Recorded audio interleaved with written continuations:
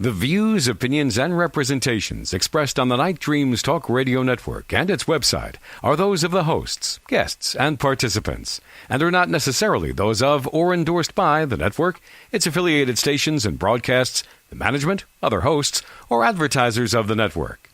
The shows found on the Night Dreams Talk Radio Network can, but do not necessarily, promote any particular lifestyle, belief, religion, political affiliation, or other personal practice. These shows are for entertainment purposes only and are not intended to treat, diagnose, and or claim any cure of disease or condition or give any medical or legal advice. Please check out the Night Dreams Talk Radio website at www.nightdreamstalkradio.com. Also, if you want to keep our show free of advertising, just hit the donate button. Give $1 or $2. Remember, all prior shows are always free to listen to. We at Night Dreams Talk Radio thank you for your support. Do you have a paranormal story you want to share on Night Dreams Talk Radio? You could be a guest. Email us at nightdreamstalkradio@gmail.com. Your Saturday paranormal psychic and ghost hunter on Night Dreams Talk Radio Network, James Creachbaum.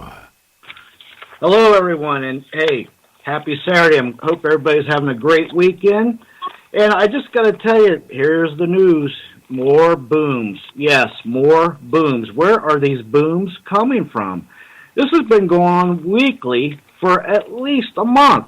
I mean, it spanned from Arizona to Illinois to Indiana, North Carolina, South Carolina, Kentucky. It just keeps on happening, these booms. Now, there's no, as of so far that I know, there's been no seismic activity relating it to or linking it to any earthquakes.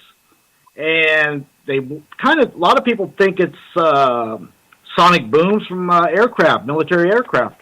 However, of course, we all know that the military local bases, they know nothing. They're like Sergeant Schultz. They know nothing. They know nothing of this. So these booms, they're mysterious. They just keep on going on. What do you think? Tell me, where do you think these things are coming from? Why? What are they? We don't know. Again, more winged humanoid beings are being seen across the Midwest. Again, are these just big owls, Mothman, pterodactyls?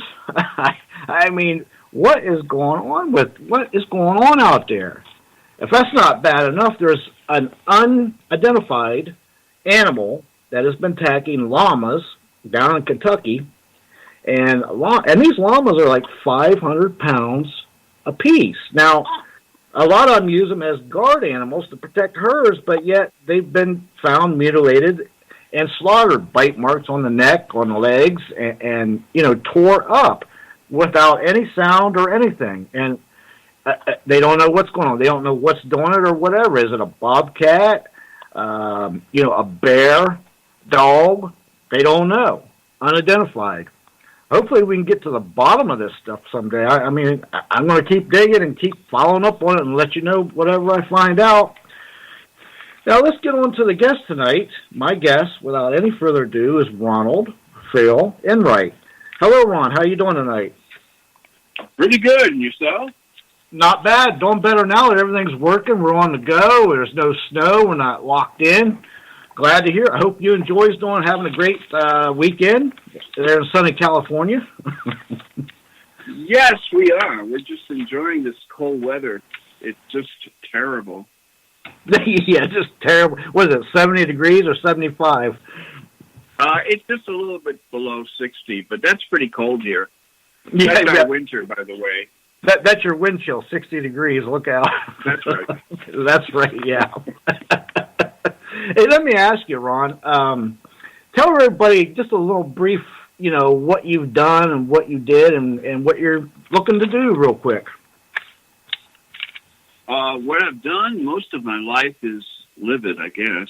What I plan to do for my entire existence is stay out of trouble, not to jaywalk. I try to keep it down to the speed limit on the freeways.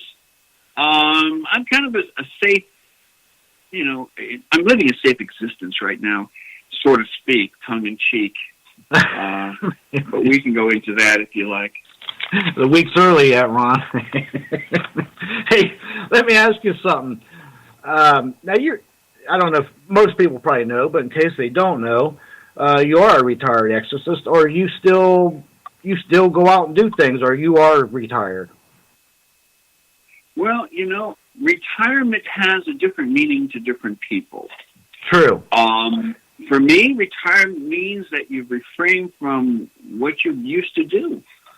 For me, unfortunately, I find myself doing things as if I've never retired. It's an ongoing thing. When you you volunteer and you're in the battle of good versus evil, it's pretty hard to retire from that. To me, I think it's kind of like the old Godfather movie where Al Pacino, he says, they just keep pulling me back in. You're never really going to get out ever, I don't think. I mean, it'd be nice to, but I think somehow you're always connected. That's what I think. But you tell me. Well, once you're connected, it's like putting anything out there on the internet. It's always going to be out there. Unfortunately, I've left a major footprint, and as a result, my mark is all around the world. And unfortunately, it draws the attention to all the dark entities and all the other things that you would suggest would be with that. And to top it all off, I married recently, almost a year now, to a person named Feyl Enright, and she is very sensitive and she's highly impressionable. She has perceptions that are so accurate, it's kind of scary. So I'm constantly reminded of the spiritual world because that's the world we live in. Mm-hmm. Well, you know what? I got to say congratulations to both of you. I think you're both in love, and that's a great thing. And you know what? And you're in Southern California with a wind chill of 60, so life is good. Well, you know what? The word love is more than just a four-letter word, okay? Mm-hmm. Oh, there's a lot of four-letter words out there. We're going to talk about that. But I will say this, okay? Love is probably one of the most strongest emotions you will ever experience in life. Mm-hmm. And when that occurs, your perception of life is altered just a bit. And because we have left our mark in the world in regards to our past, that always seems to race and become part of our present. So to say that I am retired from the fight of good versus evil is kind of silly because it's always around us. I feel it every day. I'm fighting the battle every day. Mm-hmm. And sometimes I have physical marks as a form of testament of the reality of what we're regarding to in regards to darkness. Mm-hmm. So you can never really run away from it or retire from it. It's always with you. Yep. It's just I agree. I agree with you totally. That's like when you said you retire. I know you retire, but it's not going to let you go too far. You've got to be on your toes, I'm sure, 24/7. I still get. You wouldn't believe the amount of emails I get every day, mm-hmm. and of course, I thought that by putting it out there that I'm retired, it would slow down the emails. Unfortunately, it seems to be just the opposite. And that's fine, okay? And I answer my emails when I'm able to because, after all, I am retired and I'm trying to enjoy life once. Well, I just got to say, Ron, now, I can't see you being in the entrance of Walmart when I walk in there greeting me. I just can't see that. I'm sorry. I'm not going to accept that one. That one I'm not going to accept.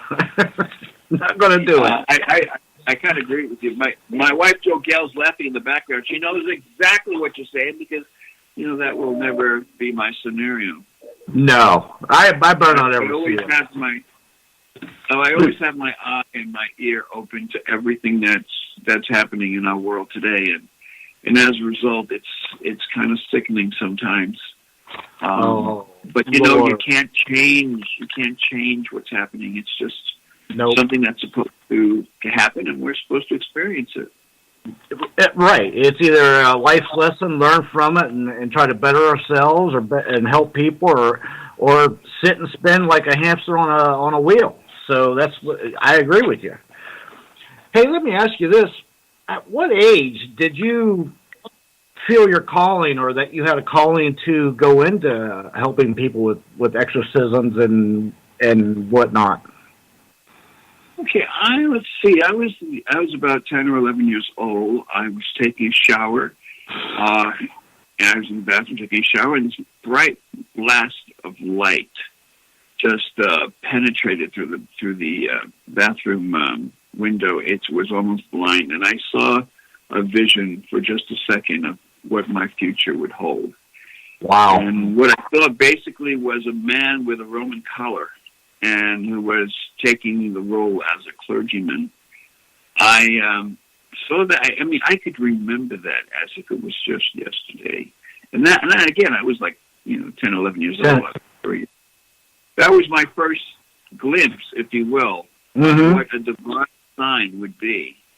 Wow. And to do what we're suggesting, it does take a calling. Absolutely. Listen, I don't think you just, woke up one day and said, "Hey, I think I'm going to try this exorcist stuff out." I don't think you did that. It's definitely a calling for sure. I agree with you. Totally. Well, I received holy orders back in the mid-'70s, and it was not my intention to specialize in the ministry of exorcism. In fact, to the contrary, I was just very happy and very content doing my hospital ministry.